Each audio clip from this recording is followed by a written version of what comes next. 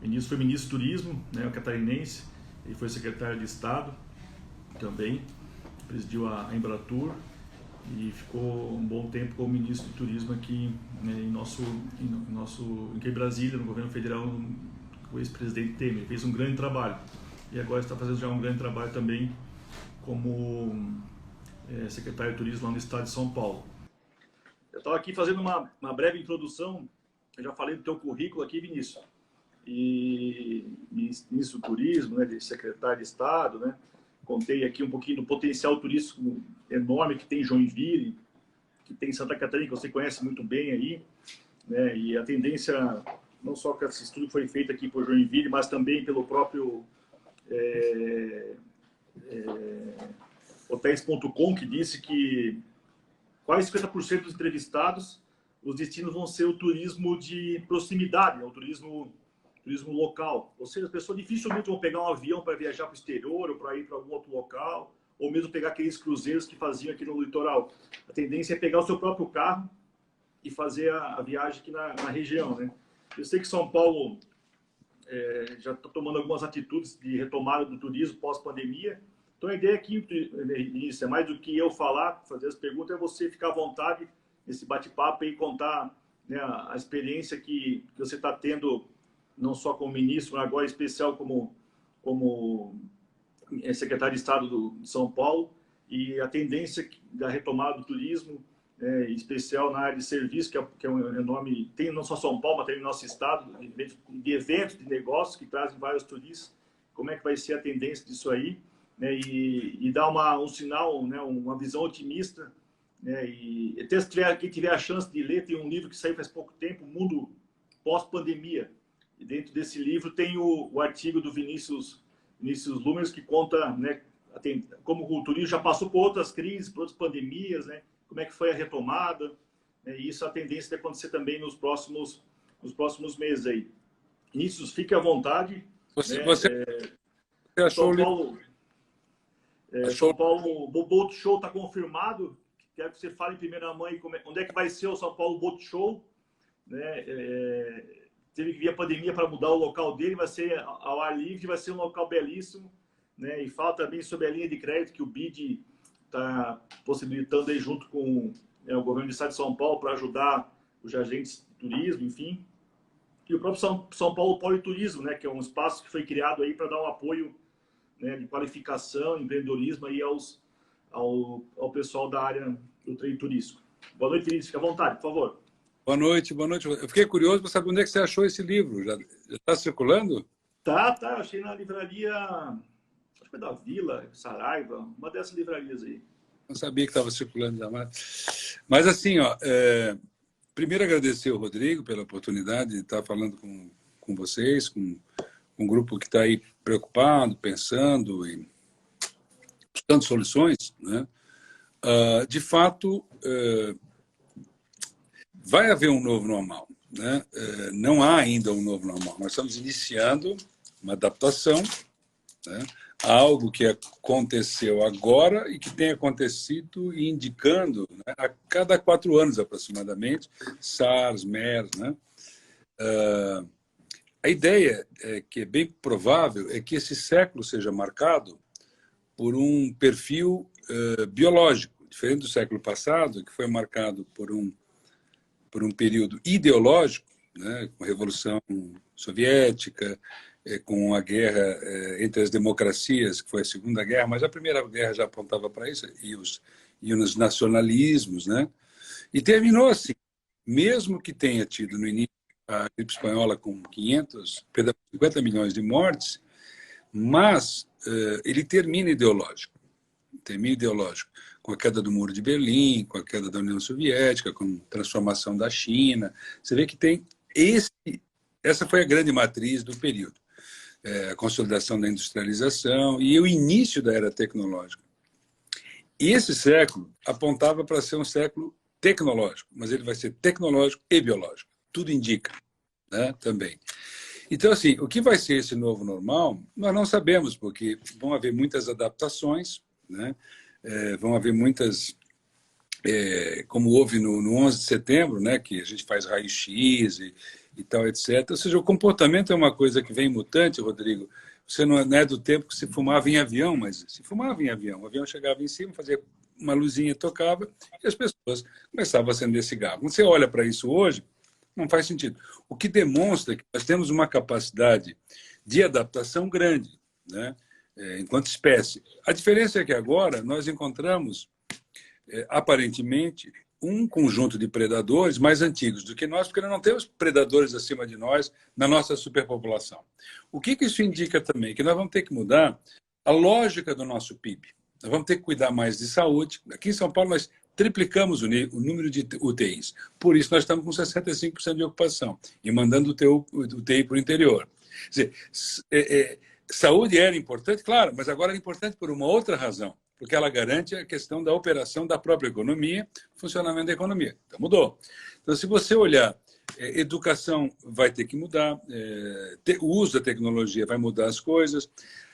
As questões ligadas a saneamento básico têm ligação também com o tipo de consumo de alimentos e as transformações que, desde a Revolução Verde, permitiram que o mundo sempre tivesse mais condições de alimentar a gente, dando segurança alimentar, vão estar questionadas agora na proliferação de vírus por alimentos. Então, a nova agenda, ela não é só de caráter operacional, tático, ou mesmo estratégico, ou mesmo político, né? Ela é até filosófica, porque é uma nova lógica que ultrapassa o socialismo, ultrapassa o capitalismo e tem que pensar de uma outra forma. Que forma é essa? Segundo o Bill Gates, já desenhava, mas o Jacques Attali, que até é um socialista, porque agora pouco importa, se for honesto intelectualmente, né, não sendo radical de direita e esquerda da maneira obtusa que não pensa, o Jacques Attali, eu trago à mesa, socialista da época do Mitterrand, no tempo que eu morava na França, ele era conselheiro do presidente, que entrou para estatizar e depois teve que privatizar. Foi prático, né? Mas ele diz que isso é um negócio chamado economia da vida. Ele chama de l'économie de la vie, porque não dá para montar um modelo, e eu me lembro de uma palestra que eu vi em Nova York, de um grupo chamado Faster Cures, que um grande especialista disse que se gasta mais em pesquisa de batata frita no mundo, de chips, do que câncer. Então, essa mudança vai ter que acontecer. Nós vamos ter que mudar a lógica de engrenagem da sociedade, porque senão o turismo não vai andar, as coisas não vão funcionar. Por isso que eu faço essa digressão, para nós entrarmos nesse patamar. Na prática, durante algum tempo, as viagens internacionais vão diminuir. Então, no nosso caso, se diminuir a viagem internacional do Brasil, o Brasil gasta 20 bilhões, vamos dizer, né? E passa a gastar 5, sobra 15 bilhões para gastar aqui dentro, de dólares. Então, tem que fazer promoção. A Embratur, até uma insistência também nossa, que tem que gastar agora em promover o mercado interno. Nós aqui também. Então, não é que nós não queiramos que as pessoas vão para o exterior. Elas não vão, porque tem países que nem aceitam e tem países para os quais as pessoas não iriam também por segurança, família, tudo mais. E você disse certo, vai viagem de carro. Viagem de carro é bom para São Paulo, para a economia de São Paulo, porque aí as pessoas viajam mais aqui, mas é bom para Santa Catarina também, que recebe do Rio Grande do Sul, do Paraná, do interior do estado e de São Paulo. Também é bom. Não é tão bom para o Nordeste, que precisa do turista do exterior e do turista de São Paulo para ir de avião para lá. Então, você veja que esses desequilíbrios, eles vão aparecer agora em novos equilíbrios e novas formulações, até que nós entremos numa normalidade. Agora eu terminei essa ligação, nós estamos tentando abrir amanhã, os restaurantes já estão abertos de dia, nós estamos tentando abrir à noite, congressos, feiras, nós estamos fazendo em fases de acordo com o grupo de contingência, onde tem 20 médicos que fazem a gestão de contingência das fases vermelha, laranja, amarela, verde e azul. De outro lado, o Plano São Paulo, que é das aberturas da economia. Então, agora, São Paulo está chegando no topo, chegou no topo, já faz 4, 5 semanas, e a expectativa é de que baixe, e aí sobe a entrada verde. Vamos ver se essa semana a gente consegue. Então, essa gestão, mais crédito, mais todas essas variáveis, vão fazer com que nós possamos retomar mais cedo ou mais tarde no turismo. O potencial, e eu vou terminar aqui para deixar aberto para debate e tal, o potencial que nós temos do turismo é muito maior do que nós estamos realizando, né? Se nós pegarmos o caso de São Paulo, de Santa Catarina, tem muita coisa em comum. Mata Atlântica, belezas naturais, cultura. Santa Catarina de um jeito mais assim, colonial, cultural e tal. E São Paulo com mais força, muscular, inclusive, mas também muito meio ambiente. Nós temos 100 e tantos quilômetros de reserva no sul, na costa sul de São Paulo, no Vale do Ribeira. Costa norte do estado de São Paulo é Mata Atlântica, direto na água, né, no mar. Santa Catarina tem esses lugares, né, como tem desde Garopaba, no sul, Celso Ramos, governador Celso Ramos, São Francisco do Sul, tem muita coisa assim. Agora, nem aqui, nem aí, isso havia se estabelecido como prioridade. Rodrigo, você está na política, você percebe isso. Uma exceção foi o Luiz Henrique, que colocou isso com uma clareza maior, né? O Luiz Henrique colocou internacionalização, interiorização e colocou serviços e turismo na cidade de Joinville, foi lá buscar o Shopping Miller. Eu sei da história, foi lá buscar Precisa, né? Foi buscar o Bolshoi e festival e tal, entendendo que os serviços na era pós-industrial são os grandes geradores de emprego. 1 em cada 5 empregos em 2018 no mundo foram gerados pelo turismo. Assim está a coisa. Porque tem uma desmaterialização da sociedade, as pessoas elas estão preferindo, ao invés de trocar de carro a cada 2 anos, viajar e depois estar com o carro depois, ou pega o Uber. Está mudando isso tudo. Por isso a tensão de viajar ela vai estar empurrando a discussão com o vírus. É uma mega tendência global viajar, a experiência, usufruir, transformar isso em valor. Antes se pensava o seguinte, poxa, por que eu vou comprar, não vou comprar uma lavadora de roupa, que era uma coisa cara, e vou viajar, que acaba. Eu viajo um mês e acabou o dinheiro. Depois eu fico com a lavadora. A lavadora caiu de preço e viajar entrou com maior valor agregado na minha percepção.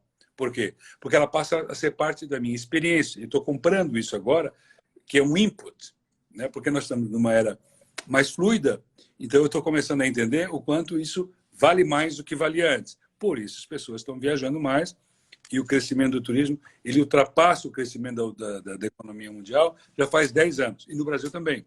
E nós crescemos 5,3% no ano passado por conta dessa política de baixar impostos, botar mais voos e fazer campanha de marketing. Nós fizemos. Foi a maior da história, inclusive interna do Brasil, pago pelas companhias aéreas que receberam benefícios fiscais, que eram absurdos os impostos. 25% de imposto sobre combustível, para um imposto, para um único. Né?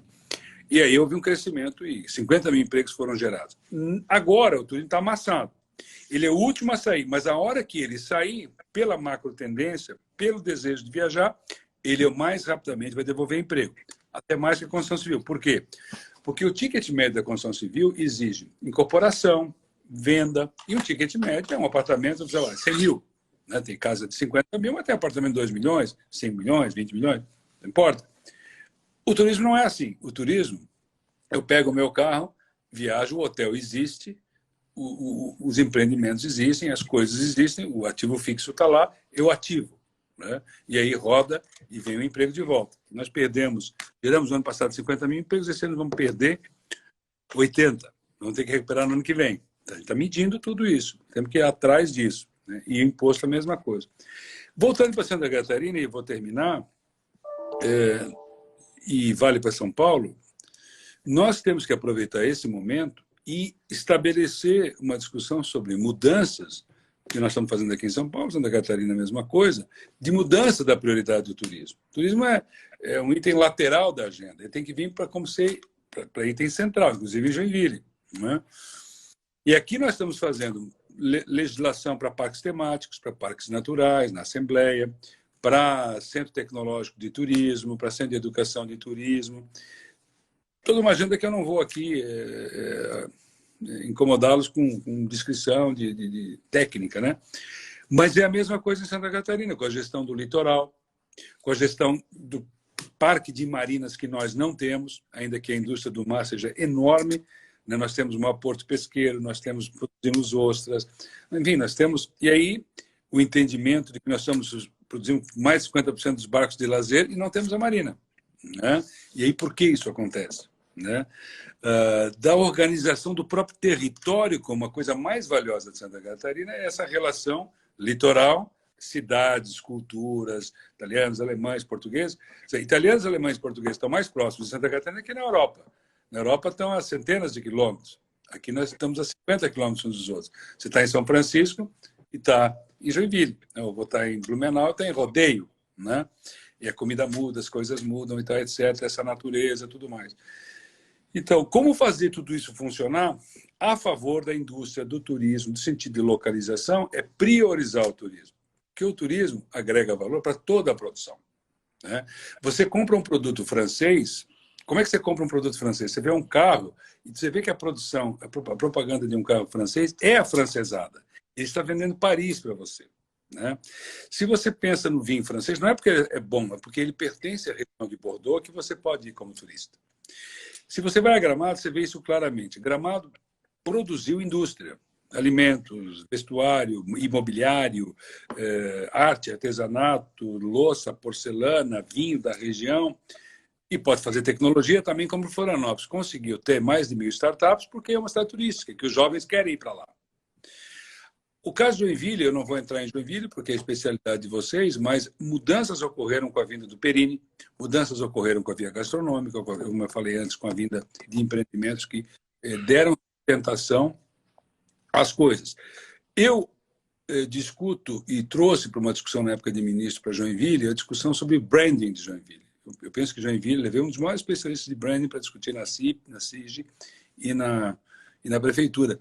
Joinville está nessa fase, como cidade de artes, cidade criativa, e que já tem o Perini, tem os centros tecnológicos, está internacionalizada, talvez ela precise de uma outra leitura, né? E tem o tema das flores, né? Joinville precisa ter parques, mas tem que ter a questão das flores, a questão do urbanismo. O urbanismo está totalmente ligado ao turismo. A cidade tem que ser integralmente agradável, porque aí ela pode ser a base para um turismo de serra e de mar, né? Porque ela é a maior cidade do estado. Então, ela deveria ser uma cidade que continuasse o projeto dela, mas que tivesse como referência Vancouver, tivesse essas referências. E também o problema social de abordagem de multipolaridade da cidade. São questões complexas, mas sempre tendo em conta funcionalidade estética, né? Que Joinville é muito importante para Santa Catarina, porque é a cidade mais forte, né? Você tem limites para a expressão de Florianópolis do ponto de vista econômico. Florianópolis tem outras expressões. E Florianópolis tem problemas hoje ambientais, de diálogo, que nós estamos solucionando pelo movimento Floripa Sustentável. Botamos a cidade em debate. Então, assim, é uma potência, o potencial, quer dizer, a potência do turismo catarinense. Isso aparece na pesquisa da Fiesp. Onde o turismo não apareceu como primeiro lugar, em todas as regiões da pesquisa da Fiesp, ele aparece como segundo. Porque as pessoas estão percebendo que ele é esteio. Ele pode ajudar todos os outros setores a operarem, como ocorre na Europa, onde você tem uma cidade que é boa para o turista e é boa para as pessoas. A gente ouve dizer, a cidade for boa para as pessoas, é boa para o turista. Nem sempre e vice-versa.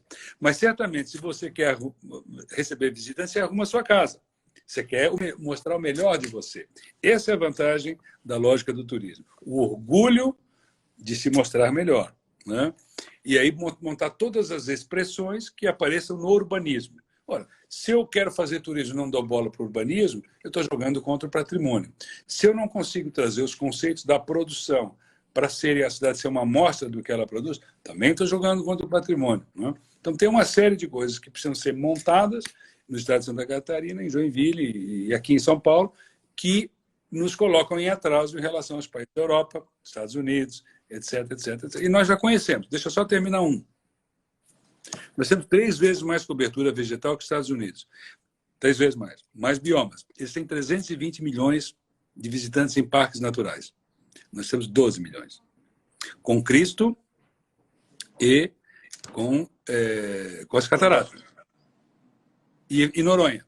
Tira os 3, deixa Noronha. Tira os 2, sobra 4, 5 milhões. Isso é um parque da Nova Zelândia. Olha o preconceito que nós temos aqui. O hotel em parque natural, nós tivemos só Foz do Iguaçu em 1950.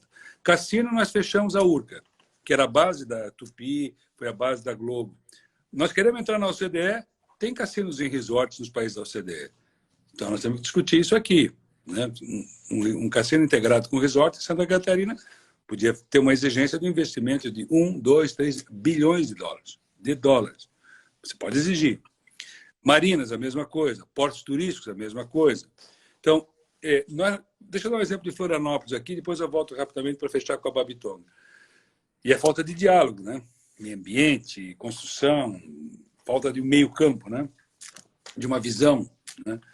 Florianópolis tem 60% do seu território reserva ambiental. É uma cidade de parques. Mas ninguém nunca foi convidado para ir para Florianópolis para os seus parques naturais. Nem para o seu mar, para as suas marinas, porque não tem. Né? Essas duas grandes vocações são as duas maiores, florestal e marinha, como se não tivesse. É como Joinville em relação... Eu conheço a luta de Joinville para se integrar na Serra, no interior e no litoral, que ela é uma cidade litorânea. Como Blumenau é praticamente uma cidade litorânea. Blumenau está a 40 quilômetros do mar. Blumenau é uma cidade que está perdendo tempo com essa não duplicação da 470, porque isso tem que ser privatizado. Tem a alternativa da Jorge Lacerda, põe 3 pistas, 6, 8 pistas, transforma Ilhota e Gaspar numa região da progressão do empreendedorismo de Blumenau e da progressão do aeroporto do Porto do Beto Carreiro. Mas isso é evidente em qualquer lugar do mundo. Mas no bairrismo local não é. Então, essas integrações regionais podem dar muita força, mais a internacionalização. Né? O Beto Carreiro aumentou 1 milhão de visitantes porque fez uma parceria com a DreamWorks. Estava na agenda do Luiz Henrique, eu fui secretário de Relações Internacionais, buscar conexão lá fora. São Paulo, ok, com São Paulo, mas direto com o mundo também. Então, essas agendas todas agora poderiam ser postas, deputado e amigo Rodrigo, em todos os níveis, porque nós não queremos voltar para o passado. Nós queremos voltar para o futuro. O passado, em muitos aspectos, lógico, nós queremos de volta às nossas liberdades. Mas não era perfeito, se você pensar no nível de potencialidades. Quais são as duas maiores potencialidades do Brasil? Agribusiness e turismo. É por uma questão de tamanho. Isso está em todos os níveis de avaliações internacionais e instituições internacionais. Um já é uma realidade bem avançada, tem muito a avançar ainda, em produtividade principalmente, e o outro mal começou. Nesses dois, nós somos número 1 no planeta, potencialmente falando. E Santa Catarina, nós organizamos o WTTC em 2008. Aí. Nós temos um relatório da Oxford Economics, um dos lugares mais diversos do planeta, mais extraordinários do planeta. Mas se organizar o território, os seus usos, as suas equações. Isso é um trabalho político, é um trabalho empresarial, institucional, e é um belíssimo desafio para nós, no Covid, aproveitar esse momento de tanta dificuldade para dizer, olha, vamos aproveitar e fazer as reformas, as mudanças, os planejamentos, desenhar os sonhos, porque de atraso em atraso nós vamos perdendo gerações, né? E de avanço em avanço nós vamos ganhando o que Santa Catarina orgulhosamente ganhou nos últimos anos. Dos 3 estados do Sul, fomos o que mais progredimos. Então, nós não temos vergonha do nosso passado recente, temos orgulho. Nós fomos melhor que os 2 vizinhos, mas não podemos perder essa diferença.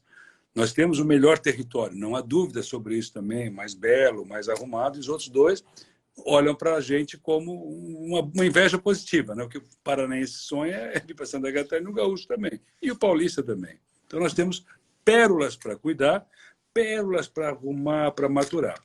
E isso tudo é oportunidade para as pequenas empresas, porque a pequena empresa não exporta, mas quando o turista vem, ela exporta. Até o artista plástico. Né? Você vai lá, sai de Punta del Este para José Inácio, ali em Punta del Este, passa numa vilazinha, tem 20 galerias de arte. Porque o viajante tem interesse em comprar arte para levar para casa, enrola e leva. Mas no município pequeno não tem mercado para tanta micro, pequena empresa. Então, eu fiz uma visão geral. O momento é difícil. Estamos buscando crédito e equações e parcerias. O Rodrigo sabe disso. É uma pressão enorme. Nós esperamos sair em São Paulo nesses próximos meses, poder sair disso. Não explodiu aqui, não virou Nova York, não virou Milão, mas foi muito duro, muito difícil, ainda é bastante duro. E São Paulo é muito importante para Joinville, é muito importante para a região. Esteja certo que a luta aqui é muito grande, não estamos preocupados com a imprensa aqui, nós estamos preocupados em resolver o problema, temos os melhores médicos, as melhores estratégias, sabemos o que estamos fazendo, não é só acerto, tem erros também, aí contorna, arruma, contorna, mas implodir não vai. Nós não vamos deixar isso aqui virar caos, não vai ter, a saída vai ser cuidadosa, segura. Como eu falei, nós estamos chegando no nível de UTI da Alemanha e no nível de testes da Alemanha, aqui, né? E isso deveria ser feito em Santa Catarina também, né? Inclusive leis que dessem desconto de ICMS para empresas que doem equipamento de saúde. O novo normal tem que ser redesenhado, né? E nós não podemos cair num buraco por falta de 2 tostões se você comparar o faturamento das empresas. Uma economia não pode parar porque faltam 10 UTIs ou 20 UTIs. É ilógico do ponto de vista da economia. Você não pode, sabendo que tem crise desse tipo, agora tudo bem, fomos pegos de surpresa, mas daqui para frente nós não vamos ter mais desculpa, né? Não tem mais desculpa para esse tipo de problema. Então, obrigado, Rodrigo, eu fico à disposição. Desculpa se eu me aluguei um pouquinho. E eu não pude cobrir, não, fiz questão aqui de me alongar mais ainda para cobrir todo o crédito e até programas bons. Alguém mencionou o Pronamp aqui, excelente, mas durou pouco, queremos mais, vamos elogiar, queremos mais. Né? Tem várias coisas boas que aconteceram, mas está faltando quantidade, né, para a gente conseguir passar para frente. Obrigado, Rodrigo, à disposição. Obrigado, Vinícius. Como disse o Jorge, aí, sempre é uma satisfação ouvi-lo. É uma aula sempre, né? O Jorge, presidente do Convention, você conhece muito bem. Eu estava citando no início a pesquisa que foi feita aí pela Univille, pelo Convention, né? Que mostra o potencial enorme que temos aí. E eu pontuei algumas coisas que você falou. Não vou aqui também apontar o dedo para A ou B, né? Gestores atuais, né? O momento, não é a hora também de fazer esse tipo de situação. Claro que temos eleição municipal esse ano, é importante que as entidades, que os agentes, né, envolvidos estejam sintonizados, os próprios candidatos com essa pauta, que se coloque no plano de governo, que o turismo sempre foi colocado, era sempre a última linha lá de alguns, né, candidatos. Não é o caso do senador Luiz Henrique Saudoso, né, do qual faz 5 anos que ele nos deixou, e deixou um vácuo enorme aí. E eu tinha, né, proximidade com ele em Joinville, até pelo meu pai. E ele sempre, nas conversas que a gente tinha, né, às vezes no final de semana, ele sempre falava da tua pessoa. Ele fala assim: Rodrigo, observa um pouquinho o Vinícius, acompanha o trabalho dele. Não só pela formação acadêmica que você tinha, né, teve no exterior, fluente em várias línguas, pela a chance que teve de presidir a Associação Empresarial de Comercial Industrial de Florianópolis, depois no SEBRAE, né, e depois como secretário do governador Luiz Henrique, que é um caixeiro viajante, né? Começou em Joinville e mudou o cenário na época. Eu lembro da eleição em 96, Joinville sempre com uma vocação forte metalmecânica, sem dúvida alguma. Só que lá na Beira Rio, né, nós tínhamos lá um esqueleto, que era um teatro que tinha sido iniciada a construção, mas estava parado. E ele veio com a ideia de dar um choque de gestão, que tinha as portas abertas em Brasília, e criou em Joinville o Centro de Eventos Carl Hansen, em 98, você lembra bem, né, até com a presença do presidente Fernando Henrique Cardoso. E depois espalhou esse modelo para o estado todo, dos centros multiusos, né? E lá nós temos o maior palco do Brasil, em que o Bolshoi depois veio em 2000, completou agora 20 anos o Bolshoi, foi um pouquinho antes da pandemia, teve a chance ainda de se apresentar em 2 apresentações belíssimas, o potencial que temos em Joinville. E deu o brand que falou aqui, né, o Jorge, a Conceição, o pessoal todo do trem está acompanhando também a gente. Joinville é conhecido como cidade da dança, capital nacional da dança. Mas temos esse desafio ainda, né? A pessoa que chega em Joinville e quer assistir um espetáculo de dança, ela vai ter dificuldade de achar, né? Ela vai no Bolshoi fazer uma visita, com certeza, mas não é também toda hora e todos os dias que é possível fazer essa visita. E tu vai para Buenos Aires, tem a chance de ir lá no Senhor Tango ou qualquer outro locais, assistir um jantar, né, e acompanhar uma noite de tango. São pequenas coisas que às vezes a gente tem que, né, pensar. Eu acho que só uma marca também não tem necessidade.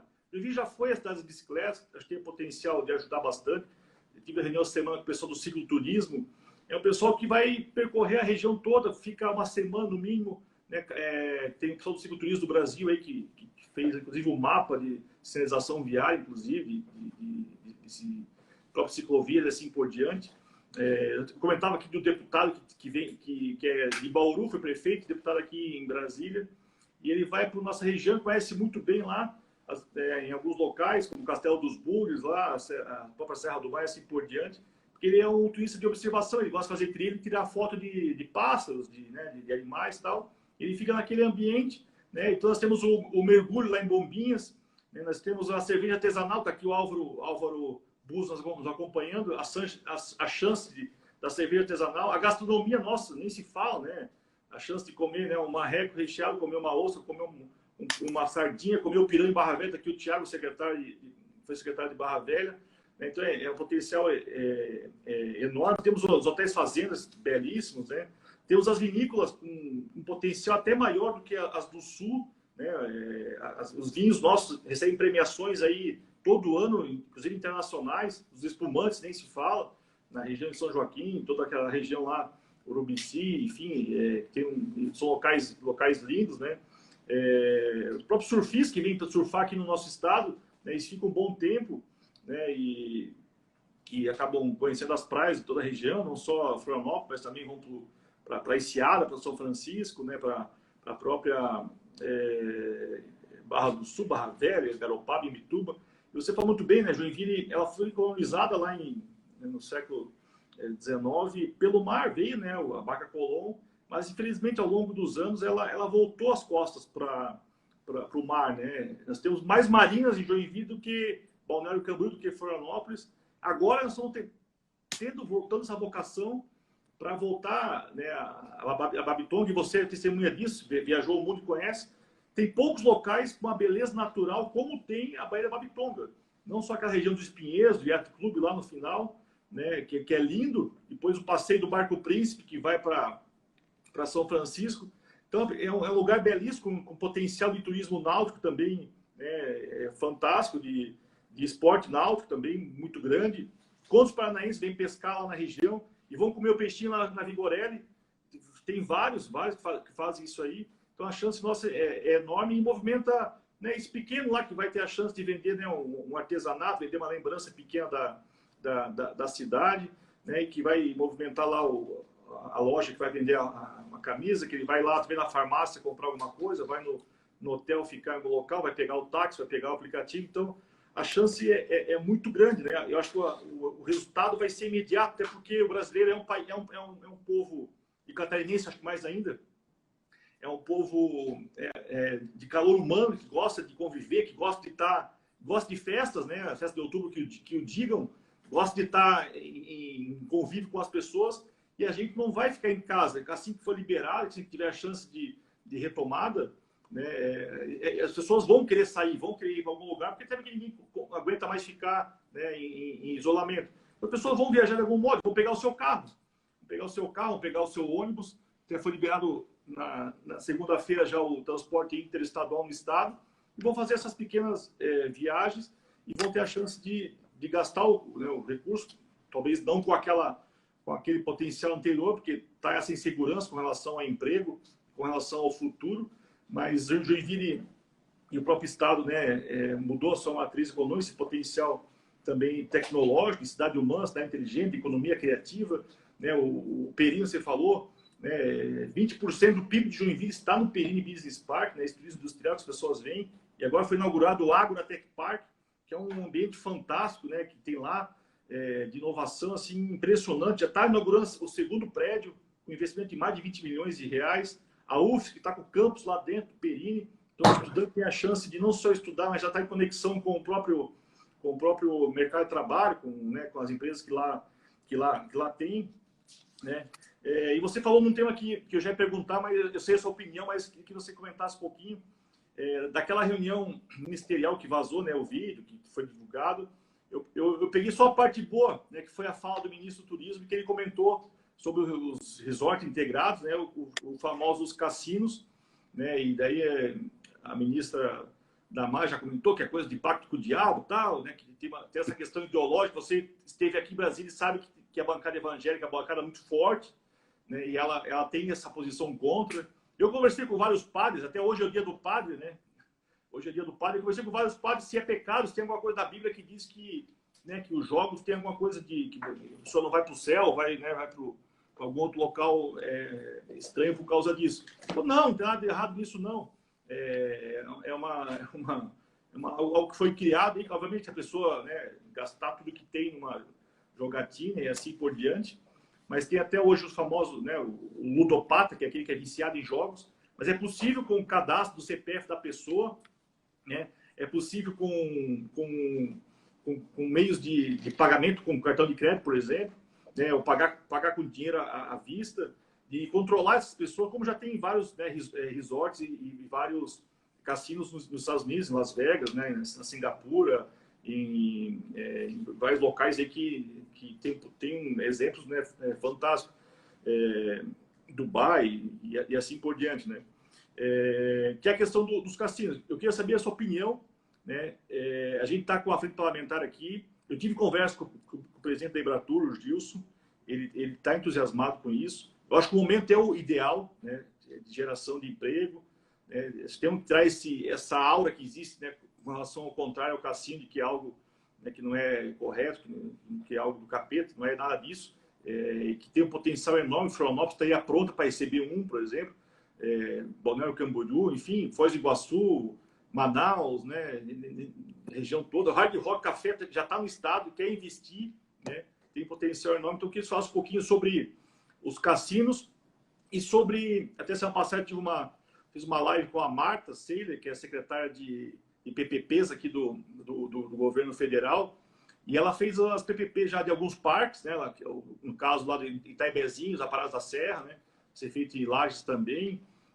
Você comentou dos hotéis que existem nos parques. Foz do Iguaçu foi o que tem lá, é o único praticamente. Né? E a possibilidade de fazer as PPPs sem precisar o poder público que queria tirar recurso, que fala que sobre a saúde, educação, o asfalto, né? E que o poder privado, né? As empresas, tem investidor que quer colaborar e quer ajudar, né, e que quer estar junto nessa retomada, né, que são as PPPs linkadas ao turismo, né, nessa retomada da pós-pandemia. Bom, Rodrigo, muito boa a sua fala. Alguns pontos aqui que eu mencionaria. Que eu esqueci aqui, nós estamos com um projeto aqui de 500 milhões de dólares de crédito sendo desenhado com BID. Já deram 250 mil dólares, agora vamos desenhar o resto. Porque tem muito gargalo de infraestrutura para fazer com que, muitas vezes, o projeto, por exemplo, de parques, muitas vezes falta um acesso, uma estrada parque, para que você possa lá fazer no parque, né? Que é o caso aí da relação de Joinville com o interior, com a Dona Francisca, para que seja uma estrada de cenário. Isso tudo é investimento que dá retorno, com marketing regional, né, com a questão que você falou da ligação com o mar, da multivocação que tem claramente a Babitonga. A Babitonga tem expansão urbana, tem mar, tem pesca, tem porto. Então é preciso organizar. Essa questão de organização do território é muito fraca ainda no Brasil. Os nossos urbanistas, eles cuidam mais de pedaços, não de um todo, né? É como se fosse perda de tempo. Não é, porque o maior ativo de Santa Catarina é o litoral e a sua relação com as serras. Esse é a riqueza de Santa Catarina, esse espaço.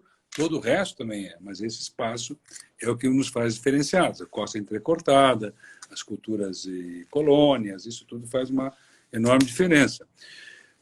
No que diz respeito a história de São Francisco, só mencionar que eu tenho casa de praia, meu pai, desde 1973, também a relação com o Joinville. Você é surfista, né, Vinícius? Fui.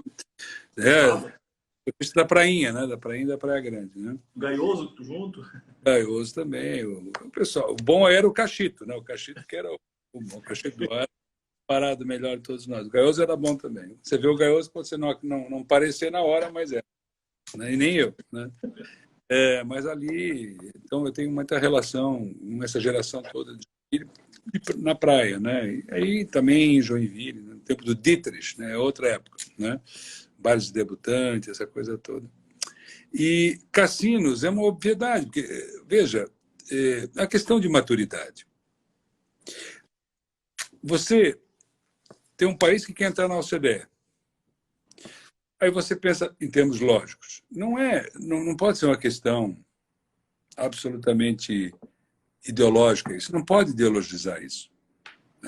O prefeito do Rio de Janeiro desideologizou. Ele é ligado à igreja, mas ele percebeu que não é jogo em cada esquina e transformar o país numa jogatina. É você ter empreendimentos que sejam de tanto investimento, e o melhor modelo, para nós, hoje, me parece, que é Singapura, que você tinha 7 milhões de turistas e passou para 20 milhões com um único grande empreendimento, né? E é aquele que a gente vê nas fotos, aqueles prédios assim, com uma piscina assim, que tem um parque temático, o cassino, e aí você tem congressos, feiras e tal, etc. Essas estruturas eu conheço.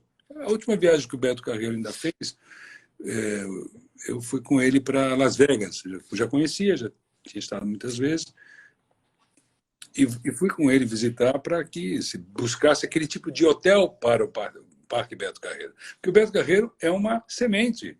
Quando você olha o Beto Carreiro, você teria que enxergar Orlando. Essa diferença é que nos leva muito tempo, né? E hotéis com locais que possam atrair grandes shows internacionais, grandes congressos internacionais, no Brasil tem falta. Então, não é só no Brasil. No hemisfério sul tem pouco. A maior parte acontece no hemisfério norte. Você tem que puxar isso para cá pelas nossas condições e para importar eventos. O cara tem um grande evento, um grande congresso, nós temos público aqui, e tem o público internacional que precisa gerar o evento. Então, o Congresso de Cardiologistas dos Estados Unidos já foi em todo lugar. Aí ele disse, vou para o Brasil. Aonde? Então, aqui em São Paulo, nós estamos criando um Carnegie Hall aqui de 20 mil lugares sentados, junto a Ibirapuera. E aí tem a privatização do AMB. Tem um caminho para ser feito, né? Porque nem em São Paulo ainda nós estamos no patamar. Mas Santa Catarina... Boat Show que vai ser na Vila Olímpica lá. Soluções. No Boat Show a gente não ia conseguir fazer esse ano e agora vai ser na raia da USP, com 2,5 km de raia. Então os barcos vão para dentro da água e dentro dos protocolos a gente cria soluções. Então quando você falou de cassinos, o cassino e o jogo em Las Vegas é 17% da receita. O resto é congressos, feiras, shows. A instalação... Eu vi no ano passado, eu fui palestrante num evento, o maior evento de turismo do Oriente, acontece em Macau, todo ano. Eu tinha sido convidado, porque, como ministro, eu organizei que esse ano, do ano passado, o Brasil e a Argentina seriam os países de destaque, né? E lá chegando, eu me hospedei num resort da presidente da entidade, que tem um conjunto de hotéis, um deles é 3 bilhões de dólares de investimento. Depois, no outro, que é de um irmão, do Lawrence Ho, também 2, 3 bilhões de investimento. O que gira ali é uma economia que, como em Las Vegas, tem, por exemplo, na montagem de um show que fica 10 anos em cartaz, ou até, enfim, mais, pode ser, 200 milhões de dólares no investimento, né? Porque você tem que construir o local, e a montagem e tal. A arte, por exemplo, todos esses hotéis têm uma legislação específica e a compra de muita arte contemporânea, né? Então, o Hotel Wynn tem 150 milhões de dólares só em arte exposta. Arte, né? Então, o artista, nós vimos isso na história quando a gente vê filmes de Las Vegas, tal. Frank Sinatra ficava 2 anos em cartaz, a Madonna. Por quê? Seria a mesma coisa aqui. Nós temos artistas para fazer artes plásticas, para decorar quartos, decorar saguão, arte contemporânea. Tudo parado nessa área. Então, mas eu sou contra. Mas vamos pesar. E nós temos muito controle de imposto de renda no Brasil. Nós temos muito... olha, se tem um país que é controlado... Aliás, tem até um americano que tem um site na internet, né, e ele faz uma brincadeira que ele vai comprar coisas no Brasil e pergunta o CPF na nota. Ele diz, mas o que é CPF na nota? Nos Estados Unidos, você não tem que dar o seu CPF para comprar um chiclete, né? Nós damos CPF para tudo. Nós somos completamente transparentes no Brasil nesse ponto de vista. Então, nós temos que, aqui para concluir, nós não podemos ter medo disso. Não podemos ter medo de ter hotéis no lugar certo, no parque direitinho, né? De fazer as concessões de serviços dos parques naturais. Não temos que ter medo disso. Não temos que ter medo de marina, né? De uma economia do mar organizada, transparente. Nós temos que ter medo de desemprego, de criminalidade. Nós estamos com medo das coisas erradas. E esse medo das coisas erradas é justamente causado pela falta do conhecimento de como funcionam as coisas em outros países. Como aqui em São Paulo, nós estamos com um problema de abrir as mesas do lado de fora, porque a vigilância sanitária acha que é perigoso. Não é perigoso. Estou comprando. Na Europa inteira, né? Porque tem fumaça. Não é fumaça. Se eu posso, por que que... Né? Enfim, esse atraso ele precisa ser superado com diálogo, não com briga. E nós queremos, às vezes, muitas vezes, solucionar as coisas com briga. Aí piora. Se o Rodrigo e eu estamos discutindo aqui e um diz que o outro não tem razão, parou tudo, né, Rodrigo? Mas se a gente disser, não, peraí, deixa eu te ouvir e você me ouve. Vamos construir alguma coisa legal, né? No meio do caminho, ali e tal, a gente vai fazendo o desenvolvimento negociado. A estrutura básica do desenvolvimento sustentável é econômica, social, ambiental. Ambiental é premissa, mas se não houver força econômica, não paga a conta. Você não despoluiria o rio Tâmisa nem o rio Sena sem dinheiro. Aqui em São Paulo nós estamos despoluindo o Pinheiros, precisa de 2 bilhões de dólares em contrato. Você tem que investir, tem que ter dinheiro. Se não tem uma economia, não tem despoluição. Né? Então você precisa fazer isso aqui no centro. Eu estou no centro agora, aqui no gabinete, nós estamos trabalhando, agora foi feito todo em Anhangabaú. Mas tem que ter dinheiro na economia para arrumar o meio ambiente. Agora, no Brasil tem gente que acha que se você for arrumar dinheiro para arrumar prédio histórico, é para não usar. Mas não, isso já está superado na Europa. Até em Firenze, eu fiquei num hotel uma vez de 1000 anos.